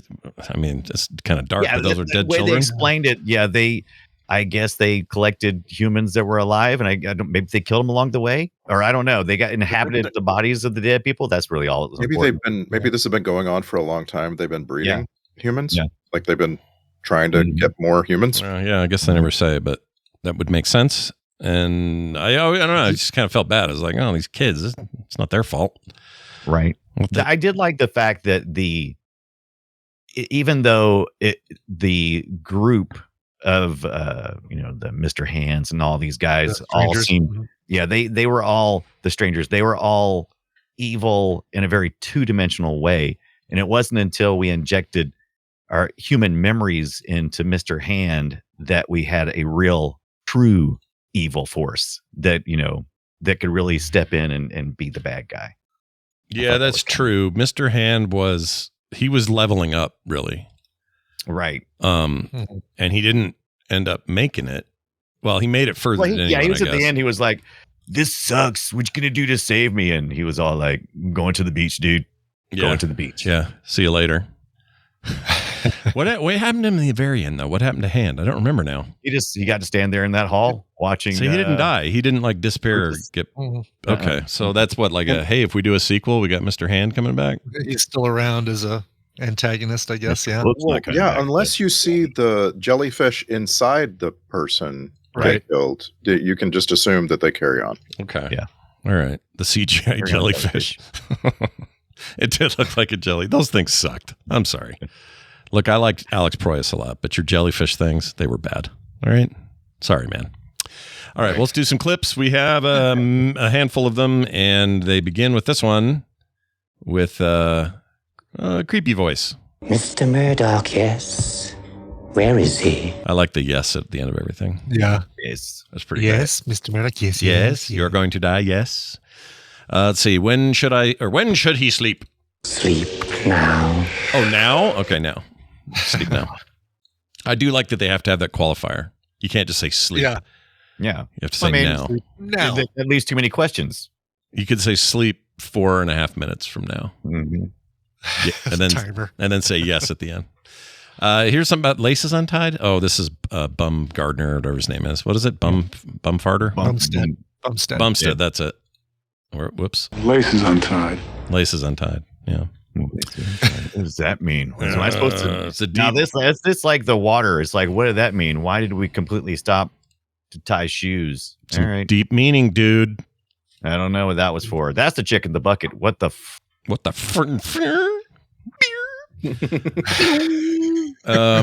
all right, something about the fish. What kind of killer do you think stops to save a dying fish? I miss William Hurt. I think he's great. Yeah. He should be Thunderbolt Ross. He should be a Red Hulk now. He should be. Yep. Agreed. This performance is extremely William Hurt. Like, it's William Hurt playing William Hurt. Yeah. From the movies. Yeah. And you always want to say a director is in charge of like what takes are kept, because that's like their whole job. Mm-hmm. But William Hurt, I don't think you get a very different take from him from one scene to the next. I think you get this this exact performance. He's he's very reliable for this. Yeah, but I feel you also don't get let's do that again, Mr. Hurt. Right. I feel like that's exactly what we wanted. Thanks. It was perfectly played, because it really actually made the tragedy of him floating off into space, because he wasn't questioning things really. Not yet. So everybody was giving him the questions, and he was kind of like, I don't. Right. He had just realized the truth. Yeah. Seconds before he was throwing out the airlock. Oh, this ain't good. Which is the point of the whole, like the harshness of it. It's like, oh man, he's dying, but there's also poetry in that. He's on his face is the look of a man who is now dying in the midst of a truth blast. Like this is all confirmed. I'm out of here. Right. I don't know. There's something about that works. Yeah. Just don't make it look so dumb, movie, because it looked dumb. All right, here we go. Oh, this is a good one. I like this. You know how uncomfortable we find all this moisture. Yeah, we need it. Need it nice and dry. I don't like the water. And us too. We also find it uncomfortable when you say it like that. Yeah. Yeah, I don't like it at all. Here's Kiefer doing his thing. This one is still warm. What is it? The recollections of a great lover? Man, breathe, dude. Just breathe. That's all we're asking. It's like he's trying to do who's the yes, Mr. Mr. Rick's Cafe. What is it? That guy's name. Shoot. Igor from. Oh well, not Igor so much as there's the actor that was always known for that kind of delivery. Shoot. Yeah. Now I'm doing Jeff Goldblum. It's not working. Yeah, you're doing Jeff Goldblum. All right. Here's something about Mr. Book. I don't remember what it is. Why does Murdoch not sleep during the tuning as the others do? I don't know. Oh, it's just him talking. Yeah. He's great. Old time actor. Yeah, he's great. The I don't know is what really got me. Yeah. I love that delivery. Yeah, good job, Kiefer. You got one in there, and you decided not to breathe between the three words. That's great. Yeah, this guy Ian Richardson, old school British actor, the original main dude from House of Cards, the old one, the British one. Right. Fantastic in that. He's a great actor, that guy. I wonder how he got roped into this, though. It just seems like, hey, venerable stage actor, British, very highfalutin tootie. Will you come be Mr. Book? Tootie. Tootie. It just seems hard to convince a guy to do it, but maybe not. You got to pay the bills. Let's see. Oh, shut it down. Shut it down. Yes, please do it. Like he did this. Shut it down. Yeah. Shut it down. Shut it down. Oh yeah, that one I got later. Why would they go through all the effort of making a human head for the clock when they're energy beings? Okay. I know. Right. The aesthetic choices were purely that. Right. Just aesthetics. That's it. Because doing a human head, they want to be human, but do you think at the time they were like, you know what we ought to do? What's that, Mr. Hand? We ought to make it look like a head, like the people. Splits open. Yeah. We haven't even mentioned Bruce Spence, one of my favorite. No, I know. I brought him up whatever. a minute ago, but your Mad Max connection. Big tall guy walking around looking weird. Got killed pretty early, but still love him. All right. Love how these guys talk to each other. If Mr. Hand wishes to make this sacrifice for the greater good, so be it. But to imprint one of us, failure has always resulted. What Mr. Hand proposes is our only option. Yeah. Just go on for days, these guys. Mr. Hand. Ah, yes, Mr. Book. Oh, yes, Mr. Book. There you go. Here's Rufus Sewell saying why in a funny way. So I'll just play it. Why? I don't know why that's funny. Why? Why are you doing it, man? All right. Actual conversation with my wife when we're doing jigsaw puzzles. If I can say jigsaw.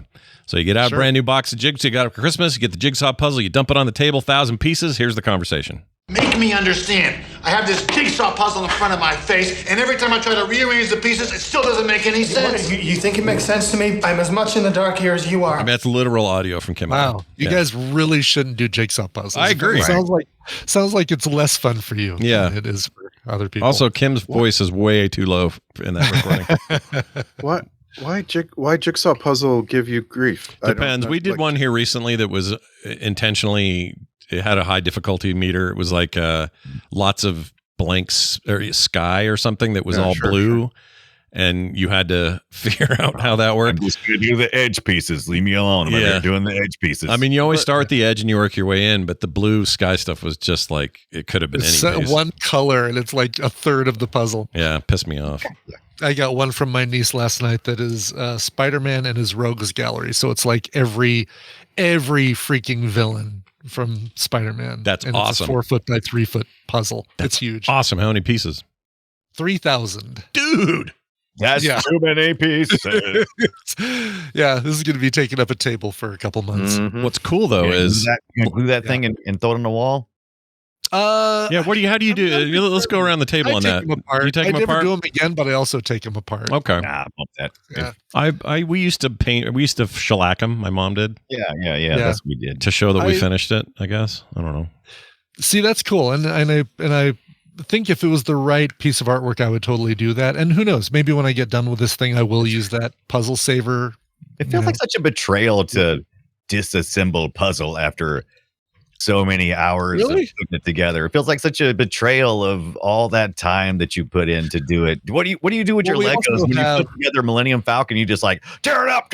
No, I mean Legos always stay together. That's matter of fact, just got the Lego Marvel logo set, which is like really cool, and it's got places for your minifigs and stuff like that.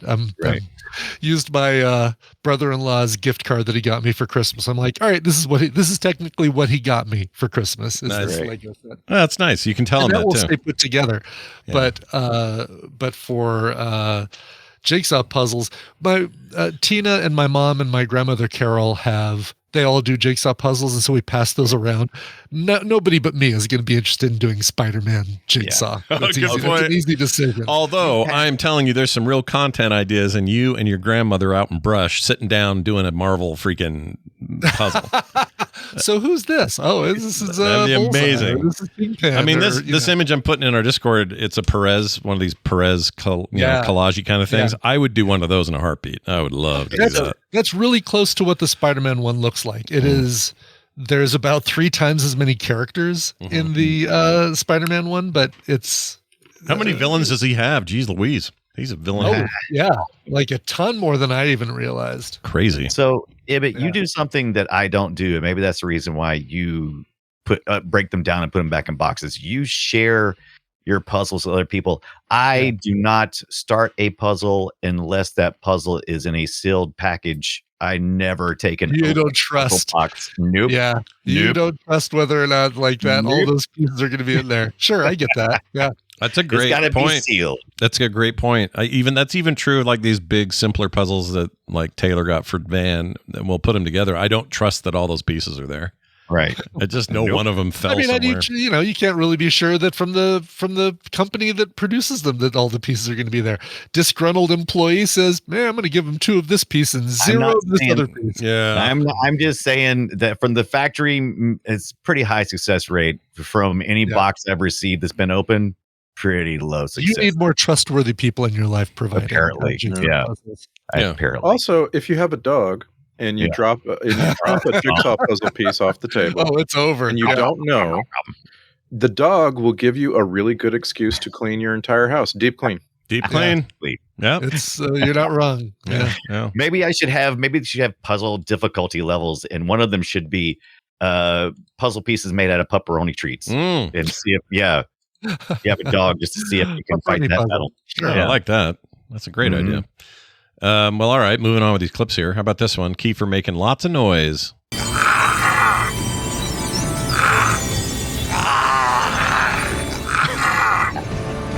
That goes on for a while. Is that from the new live-action Stitch movie? Yeah. He does have a Stitch quality to it. Yeah. That's a good point. No, he is. I can't remember what's happening to him. He got his face is getting all warped. Anytime anyone touched him, he was the biggest whiny baby in this whole movie. Just going, just always in pain. Yeah. No wonder he couldn't breathe. All right, kill him, kid. Kill him. One of the kid ones. That sounded like "Come to the Light," Carol Ann, didn't it? That is definitely not one of the kids saying it. I think that is somebody sped up because they didn't like the kids' take. Carol Ann, go towards the light, Carol Ann. Shut it down, but louder this time. Shut it down! Amazing. Forever. No more disobedience. No more disobedience. I like that one. Gonna use that for stuff. And then here's the Temple of Doom line that was in the movie. There is no time for romance, John. All right. I love that. When I heard it, I was like, You knew No time for love, Dr. You're Jones. definitely getting that one. You knew it was coming. All right, Yeah. checklist time. Check this out.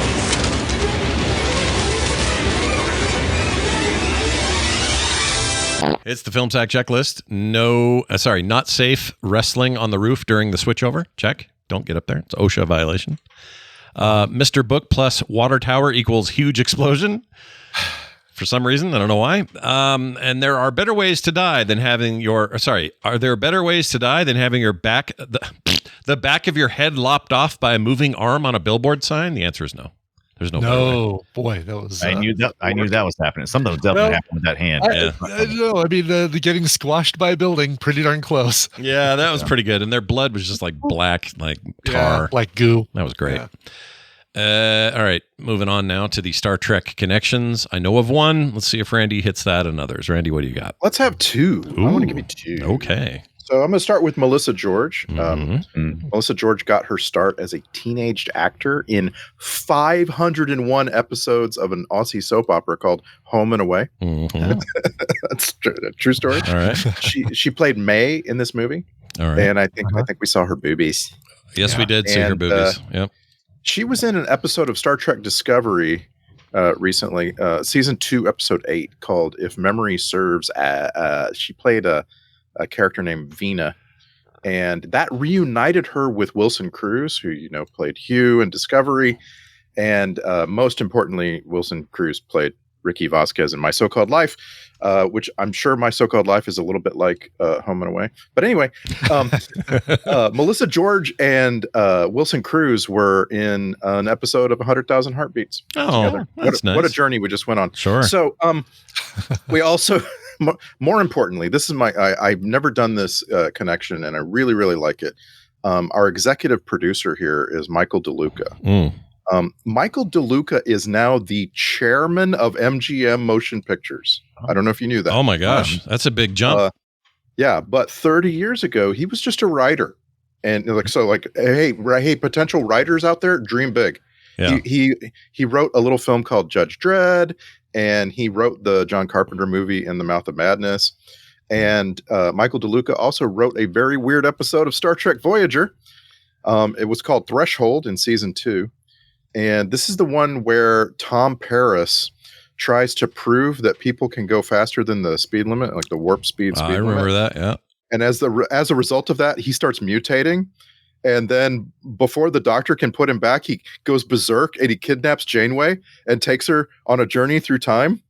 And then they have babies. Tom Paris and Catherine Janeway have babies. Wow. Tom Paris, such an interesting character in that series. Is so I hated him and loved him. It was really a twist for me, that guy. The actor bugged me, but then sometimes he was perfect. I don't know. That's a hard one. That's good. Kim was a harder one for me. Ensign Kim. Kim. I don't know why Harry Kim just seemed like, what are we doing? How come I'm here? What's happening? Hey.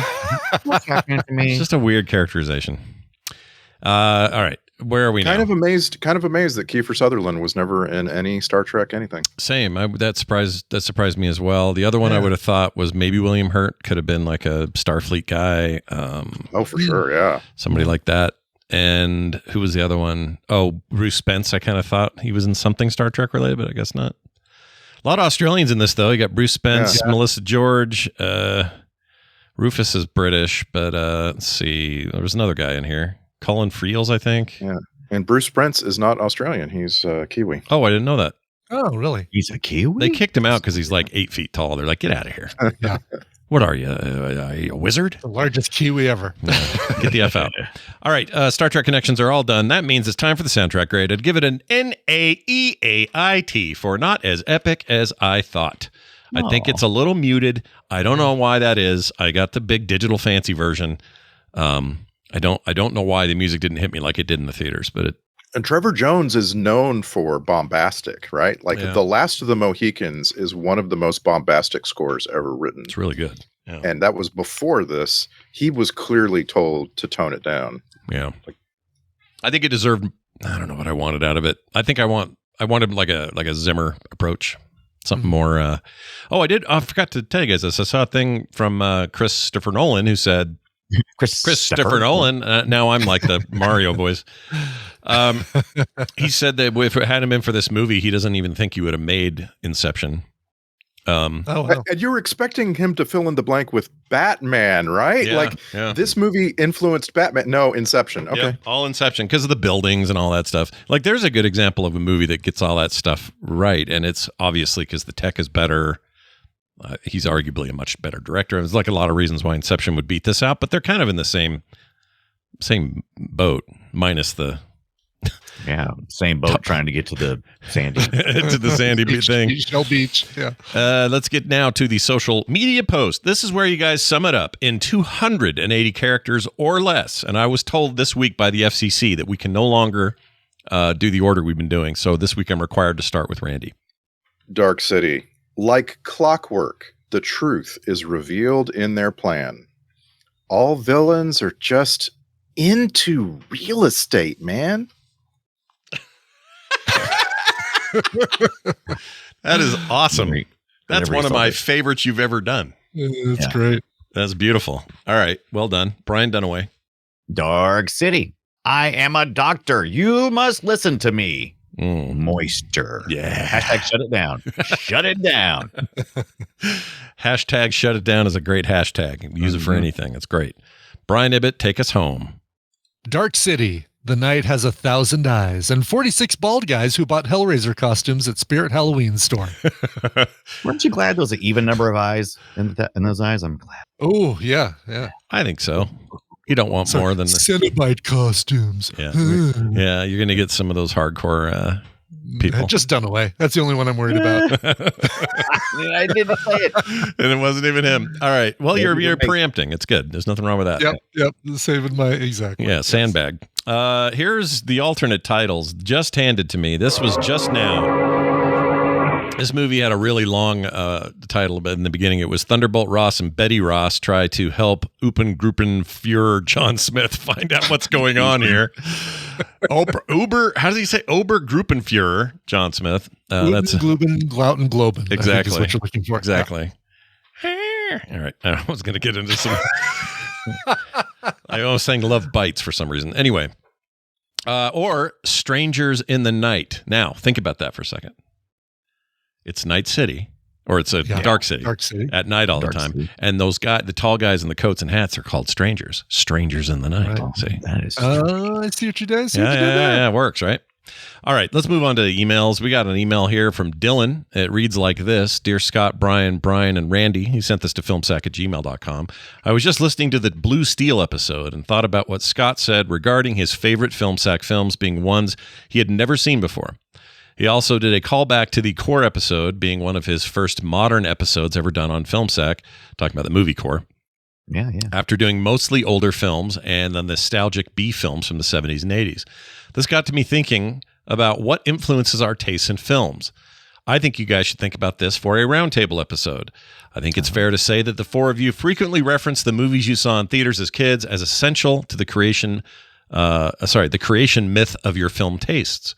I also have similar memories from the 90s and 2000s, but added into the mix is hundreds of films I've only seen because of Filmsack. And ELR crappy movie of the week before it, Long Live Future Sport, he says. That's a long time ago. Sure. Call it the snake eating itself, but your film episodes have influenced my taste in film and therefore how I judge the future films I will watch through Filmsack. Is this how your kids feel? Anyway, just thought I would suggest this roundtable about how you first formed your opinions on what good movies are or what would be interesting to listen to on Filmsack. Why does Scott love Waterworld and why does Dunaway hate water? He then goes on to finish. Horses. Yeah, horses. He then goes on to say there is a hole in the roof, so I brought this forward just for fun. There is a hole in the roof. Just to bring us back a little bit. That is from Dylan. Dylan, thank you for the awesome email. I think that would be a great roundtable discussion. Our origin stories. For sure. Yeah. I haven't really thought of it that deeply, so I would want to do that some before we did it, but, you know, I think that's really interesting. Mm-hmm. And the fact that we've influenced his viewing or the kind of movies he's into just because of Film Sack is crazy to me. It's nuts. Right. Yeah. Makes sense, though. Anyway, we will put it down as an option moving forward next time we do one. We also got a quick text from Andrew in Colorado. Colorado connection. Local boy. Yeah. 801-471-0462 is where he sent this text. He says, this is for Film Sack. You guys should add the new Netflix movie Carry On to the list. I think it's trying to be a new Die Hard with its Christmas tie-in, and at times I thought it was a TSA propaganda film. It had my whole family shouting about plot holes in the early going, but we were all he says we were all compelled by the last act. Thanks. Yeah, I've heard similar critiques, but also that it's a good time. Kim and I were supposed to watch it by now. Good time. Do you like it? Yeah. Okay. Oh yeah. Do you feel like it's sackable, or do you feel like I don't know. With some time, maybe, or what do you think? Maybe so. It's a lot of fun. I mean, it's almost like sacking Die Hard, though. It's really hard to say because I mean, it is. It's a Die Hard like for sure, right? Yeah. Even so much that it's in an airport like the second film. Like literally, it's. I don't know what new conversations we could have because when I walked away from it, I was like, oh, that was kind of like Die Hard, but it was a lot of fun, right? And that was about all I had to say about it. I mean, it was a good time, but I can't think of what else I would say. I mean, we could break down each scene and go, I don't know, maybe it's fun though. I think you should watch it regardless. Yeah, it's one that Tina and I were looking at as well, and maybe the fact that if we don't do it for Film Sack, I'll watch it a lot sooner and probably enjoy it a lot more. Yeah, I think I will. Than if I'm watching it for complaining and watching it for that sort of thing. We were supposed to watch it the other night, and Kim has it in her head. She needs to finish. I almost said beat. She needs to finish Monk before Netflix pulls it because on the 14th it leaves. So she's trying to do all seasons plus the movie. Will be back. That's what I told her. I'm like, Monk's everywhere all the time. So just get it. Anywhere. But she's like, I need closure. And I'm like, all right, when this is done, we're watching Carry On. So based on what you said, Dunaway, I think we're still safe in seeing it now instead of for Film Sack for now. Yeah, cool. And we'll talk about it again, maybe as a Christmas thing, maybe next year. I think a little space will probably help because there's some modern things that happen that I probably just didn't think about. It didn't seem interesting to talk about because it's just facts of life. And I was like, so yeah, a little space may help it a little bit. Did it feel like a propaganda film for the TSA? I mean, there's a lot of things. It's like, please. I mean, why would they act like this? Why would they interact like this? Why would anybody be able to do that? That's ridiculous. But yeah, because somebody told me that they felt like they were portraying the TSA in a very lovely light. Like, funny. I thought you were joking, but there really is some credence to that. Like I mean, it's invalidated. I guess it's just a take. I mean, the texter even said, I thought it was a TSA propaganda film at times, but he, right. And I, there must be something to that because a lot of people bring it up, but I think it's just because when we go through the TSA, it's just nothing but drudgery and stupidity. So anything more than that feels like propaganda, and maybe this isn't even that much more than that. It's just all it takes is, he was nice and helped a lady. Propaganda. So I don't know.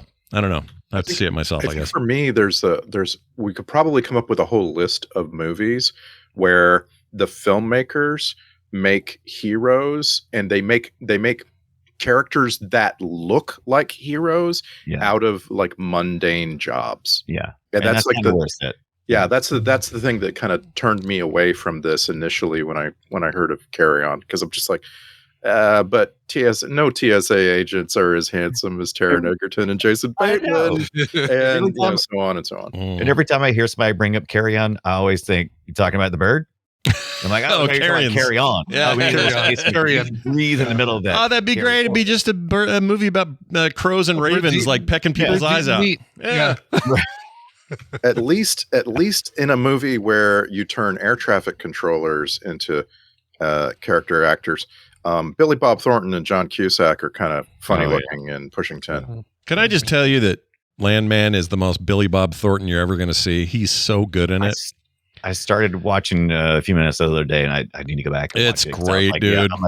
I was like, okay, this looks like my jam. It's for his performance alone. It's worth all the the couple things that I actually don't like about it, but whatever. That Tyler Sheridan guy is just making hits after hits, and this is another one of those. And Taylor Sheridan has proved that if you take a relatively good-looking man and put a cowboy hat on him, he becomes very good-looking. I don't know how this works. Yeah, it's like some kind of magic. Taylor Sheridan has put more cowboy hats on more actors.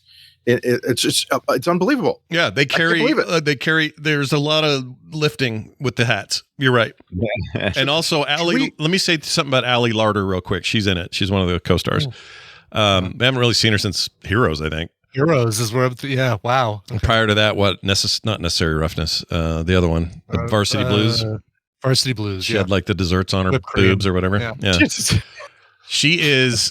She's non-dairy whip topping on her boobs. She's very good at this and somehow at her riper age has not lost a freaking step. She's gorgeous. Oh my gosh. Mm-hmm. I mean, that's the point of her in the show. They're trying to push that down everyone's throat, but man, she's beautiful. Holy crap.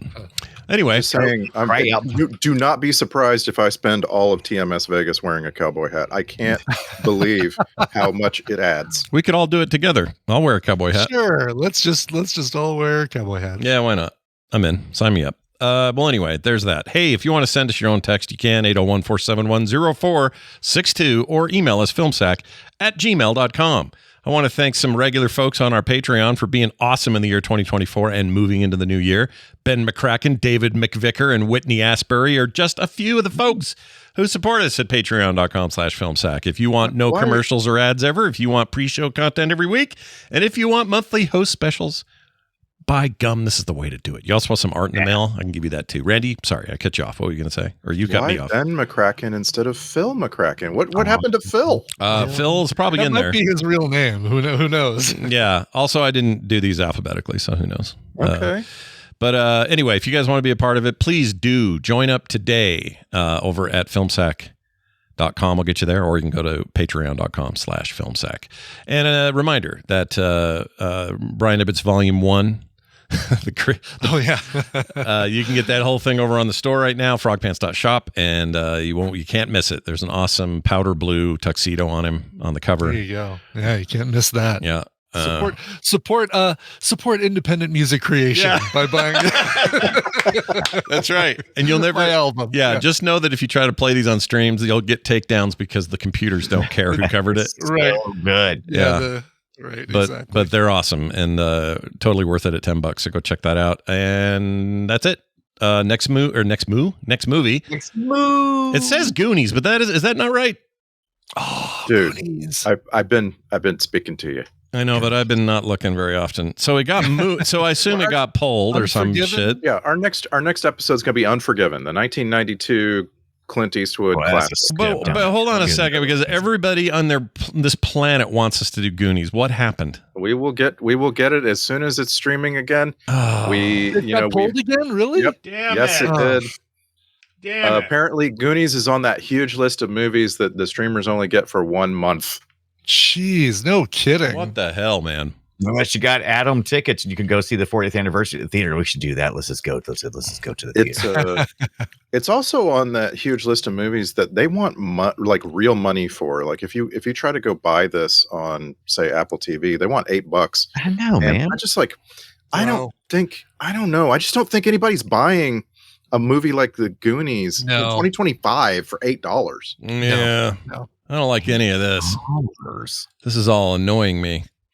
All right. Well, once again, that one eludes us, but evades us again. Yeah. All right. Unforgiven's one of my Willie. That one got away. Unforgiven's one of my favorite movies of all time, so I'm happy to do Unforgiven's. Okay, it's not a problem. I love it, in fact. So let's get it on. Let's get our Western on and watch that. Where is it streaming? Sorry. It's on Amazon. We're going to do a whole month of Amazon in January 2025. All my other streaming services for I was hoping Bezos would get some more money. Yeah, he needs to be richer. Yeah, poor guy. Yeah, struggling. Yeah, how do you make it in this world as him? How is it possible? For you, a big weird stranger from Dark City. That's true. Yeah. Nobody loves Bezos, but boy, I do like a good movie. So it's Unforgiven, everybody. Unforgiven. That's next week right here on FilmSack. Filmsack.com. In the meantime, all your needs will be met there. Maybe not all. Maybe not all of them. All. I think all of your needs and a few needs you didn't even know you had. Possibly. What was that sound I was hearing? Did you guys hear that? Oh, I was hearing that too. Don't know. You got weird noises coming out of you. I know. I don't understand how you were hearing it. Because y'all said there earlier, they said they heard it. And I'm like, well, that's not possible because I don't have anything piping through anything. Let me tell you what else I can hear. Watch this. Ha ha. Watch. Oh, it didn't do it this time. I could usually when I send you a DM on Discord, I can hear it. Go, boop, boop. But you must have turned all that off or something. I did because I was trying to figure out what the crap. Why are y'all hearing what I'm hearing? I was like, doesn't make any sense. Yeah. Well, look, the ghost is in the machine, and you'll get it worked out. I'm sure of it. Anyway, that is going to do it for us. Filmsack.com, as I already mentioned. Filmsack@gmail.com, and of course, send us your messages at 801-471-0462. That'll do it for us. Oh, we're also on Blue Sky now. So filmsack.com on Blue Sky. Oh, cool. Yeah, go check that out. There's not a ton going on there yet, but we're going to beef that up. You know what? It's the new everything. Yeah, I like it. Hotness. Yeah, I like Blue Sky a lot. And I think you will too if you're not using it. So join up to now. It's also a big. If you follow me on there at Scott Johnson on there, you will also find a list of all the Frog Pants related things and a bunch of tadpoolers and like fellow fans and stuff all on these big follow lists, and they're awesome. They're called starter packs, and you just follow them all at the same time. And they have been vetted. They're people we know, and we think you might like that as well. So go get on there if you haven't already. That's going to do it for us, for me, for Brian, and for Randy. The old Cracker Barrel ain't what it used to be. We'll see you next time.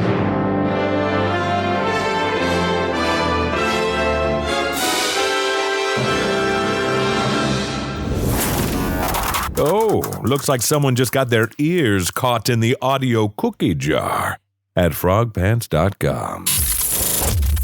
Why? Why indeed? Why?